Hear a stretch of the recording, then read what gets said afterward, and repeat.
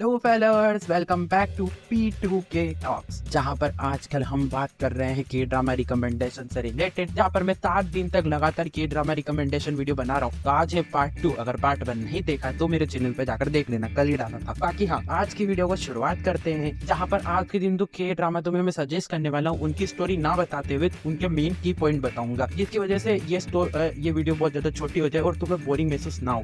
तो तुम मेरे पॉइंट ध्यान से सुनना, उस हिसाब से तुम अपना फेवरेट के ड्रामा सिलेक्ट करना फिर देखना। पर पार्ट 1 जरूर देख लेना, क्योंकि उसमें मैंने one of the best recommendation करी है। ठीक है, तो चलिए शुरू करते हैं। हमारा सबसे पहला के ड्रामा निकल के आता है रिवेंज फॉर अदर। ये के ड्रामा फोकस करता है एक लड़की के ऊपर। इमेजिन करो तुम एक लड़की हो जिसके भाई को बहुत ज्यादा बुली किया जा रहा है, मतलब तुम्हारे भाई को।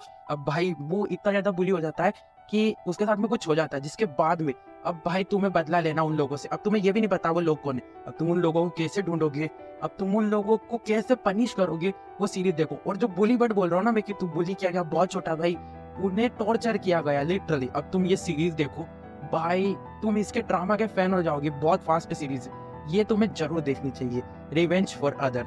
जहां पर हम अगले की बात कर लेते हैं, $1 लॉयर। इसके बारे में 2 मेन पॉइंट बताता हूँ। ये सीरीज फोकस करती है, अगर तुम्हें विंसेंजो शो बहुत ज्यादा पसंद आया था, लगभग लोगों ने जो भी के ड्रामा देखना शुरू करते हैं वो विंसेंजो से शुरू करते। जैसे कि एनिमी के अंदर बहुत कॉमन चीज है ना, डेथ नोट, वैसे ही इसके अंदर हमारे के ड्रामा के अंदर विंसेंजो बहुत कॉमन है। वैसे ही ये सीरीज एक लॉयर के ऊपर फोकस करती है, जो कि $1 में केस सॉल्व करता है। अब भाई ये बहुत हरामी लसन कैरेक्टर है। ये जितना ज्यादा सिंपल दिखता है ना, उतना है नहीं। इसके पीछे क्या मिस्ट्री है, किस चीज की वजह से ये इतना ज्यादा फोकस आदमी है। भाई इसके जो केस सॉल्व करने का तरीका बहुत कॉमेडी वाला है। मतलब ये तुम्हें बहुत जगह पे हंसाएगा, बहुत जगह पे रुलाएगा, बहुत जगह पे एक्शन देखने को मिलेगा। बहुत बढ़िया, ये बहुत प्यारा कॉम्बिनेशन वाला के ड्रामा है। मतलब इसके लिए कोई पॉइंट है ही नहीं। जहां पर अगर तुम्हें ये पसंद आ रहा है तो तुम देख सकते हो द किड 2। ये शो लिटरली एक्शन से भरपूर है, जहां पर रिवेंज देखने को मिलेगा, जहां पर ड्रामा देखने को मिलेगा, जहां पे एक्शन देखने को मिलेगा, जहां पर सब चीजें भाई इसमें। इसकी स्टोरी बताना यानी वो बात हो गई कि भाई तुम्हें ये बता दिया भाई इंडिया पाकिस्तान में कौन जीत गया, ये वाली बात हो गई। मतलब इसकी स्टोरी, इसकी जान है। जितना मैं तुम्हें बताऊंगा तुम्हारा मन उतना हटेगा, जितना तुम देखोगे उतना ज्यादा तुम्हें पसंद आएगा। बाकी मैं तुम्हें रिकमेंडेड कर रहा हूँ, ये सीरीज तो तुम्हें देखनी ही चाहिए, मेरी फेवरेट है। बाकी अगर तुम्हें ये पसंद आ रहा है तो तुम देख सकते हो स्केच के ड्रामा फोकस करता है कुछ दोस्तों के ऊपर, जिसमें से एक दोस्त जो डिटेक्टिव है, बहुत सारे रहते हैं, उससे दिखने लग जाता है फ्यूचर। अब तुम देख रहे हो फ्यूचर, जो कि तुम्हें समझ में कुछ भी नहीं आ रहा, घंटा तुम्हारे सर के ऊपर से जा रहा है कि क्या क्या चल रहा है। अब भाई तुम देख रहे हो तो मौत किसकी, वो मैं नहीं बता रहा। अब भाई तुम मौत देख रहे हो और तुम चाहते नहीं हो वो मरे। अब तुम देख रहे हो, अब तुम कैसे उससे बचोगे, और कैसे तुम ये भविष्य देखने वाली चीजों को कैसे समझ में आएगी तुम्हें, कि कैसे दिख रही क्या हुआ था। वो चीज को देखने के लिए शो देखना पड़ेगा।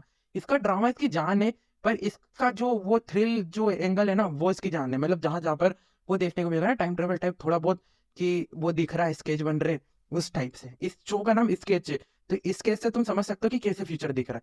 बाकी हिंट नहीं दूंगा, बहुत प्यारा है, देख लेना एक बार। वहीं पर अगर तुम्हें ये बहुत ज्यादा पसंद आ रहा है ना, तो मेरी रिकमेंडेशन मानो, तुम्हें देखना चाहिए मनी हीस्ट का कोरियन वर्जन। मैंने नहीं देखा है। बाकी हाँ, अगर तुमने मनी हिस्ट नहीं देखा है शो, तो मैं रिकमेंडेड करूंगा ये देख लो। बहुत प्यारा है, पर हाँ, इसके अंदर एक्शन देखने को मिलेगा, थ्रिल देखने को मिलेगा, स्टोरी देखने को मिलेगी। वो लिटरली एक परफेक्ट रीमेक होता है ना, वो बनाया कोरिया वालों ने। मैंने नहीं देखा, पर मेरी बहन ने देखा, तो मुझे पता है कि कितना अच्छा है। मतलब बहुत प्यारा के ड्रामा। अगर तुमने मनी ईस्ट का ओरिजिनल शो नहीं देखा है तो तुम देख सकते हो। बाकी मेरी रिकमेंडेशन मानो तो मनी ईस्ट ही देख लेना, कोरियन वर्जन मत देखना। Money east on the top. एक गाना गाना चाहूंगा, ओ बेला चाओ चाओ चाओ। बस कर भाई, बस कर। कमेंट सेक्शन में मत लिखना, मैं नहीं गा रहा। बाकी हाँ, अगर हम अगले के ड्रामा की बात करी जाए, जो कि भाई तुम्हें स्टोरी से कनेक्ट करके रखे, ये के ड्रामा ऐसा के ड्रामा है। तुम भाई इमेजिन करो, तुम एक बहुत सीधे साधे से लड़के हो, तुम्हारी जिंदगी बहुत प्यारी तरीके से कट रही। अब भाई तुम्हारे ऊपर आती है मुसीबतों का पहाड़, जहां पर तुम्हें पता चलता है कि तुम्हारे दादाजी या पापा को किसी ने मार दिया, और तुम्हें उससे बदला लेना। पर तुम सीधे साधे बंदे हो, तो तुम उससे कैसे बदला लोगे? बहुत अलग तरीके से तुम बहुत ज्यादा सोचोगे, ऐसे मारू पुलिस ना पकड़ ले। अब तुम इस तरीके से सोचोगे ना, तो ये स्टोरी देखो। मतलब जहां पर एक लड़का है जो कि जिसके दादाजी का उसको रिवेंज लेना है, पर वो बहुत ज्यादा सीधा साधा है। उसे कुछ भी नहीं पता कि रिवेंज कैसे लिया जाता। अब वो रिवेंज लेने पे उतरा, अब वो कैसे रिवेंज लेगा इनसे, वो देखो भाई इस सीरीज के अंदर। भाई इसका जो ड्रामा है, इसकी जान है। और मैं एक चीज बता देता हूँ, ये के ड्रामा बहुत अंडररेटेड है, बहुत ज्यादा। वो कहते हैं ना भाई, वो हीरा बहुत जमीन के नीचे मिलता है, वो ये सीरीज है। बहुत जमीन के नीचे फंसा हुआ है, ये जरूर देख लेना। और अगर तुम्हें ऐसा के ड्रामा देखना है जिसके अंदर सिर्फ एक्शन देखने को मिले और स्टोरी ऐसी देखने को मिले जो कि तुम्हारे सर के ऊपर से चल जाए और तुम्हें समझ में भी नहीं आए, जिसके अंदर इतना दिमाग इस्तेमाल करना पड़े कि स्टोरी समझने के लिए भाई तुम्हारा दिमाग खर्चा हो जाए, मैं बात कर रहा हूँ नार्को सैंड की।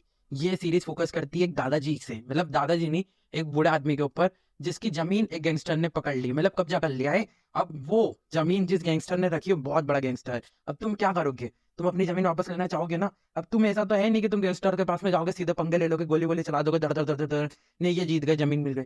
यह चीज अगर इंडियन मूवी में होती है तो बहुत कॉमन चीज है, पर यही चीज अगर तुम्हें के ड्रामा में देखने को मिले तो तुम बहुत सारी जगह पे ऐसे हंसोगे और बहुत जगह पे तुम इतना दिमाग लगाओगे कि है ये पॉसिबल भी है। मतलब ये सीरीज इतने प्यारा एक्शन प्रोवाइड करती है कि तुम्हारा दिमाग खर्चा होता है।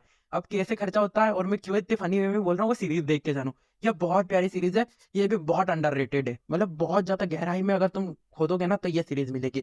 अगर ये पसंद आ रही है ना तो मेरी फेवरेट आज तक की सबसे बढ़िया सीरीज, यानी कि मैं बात कर रहा हूँ किंग ऑफ पिग्स की, ये सीरीज अगर नहीं देखी तो तुमने कुछ नहीं देखा, कुछ नहीं देखा। किंग ऑफ पिग्स एक ऐसी सीरीज है जो कि बहुत ज्यादा अंडररेटेड है। ये टीवी सीरीज थी तो इस वजह से नेटफ्लिक्स पे रिलीज नहीं हुई, तो ये अमेजोन प्राइम पे रिलीज हुई है।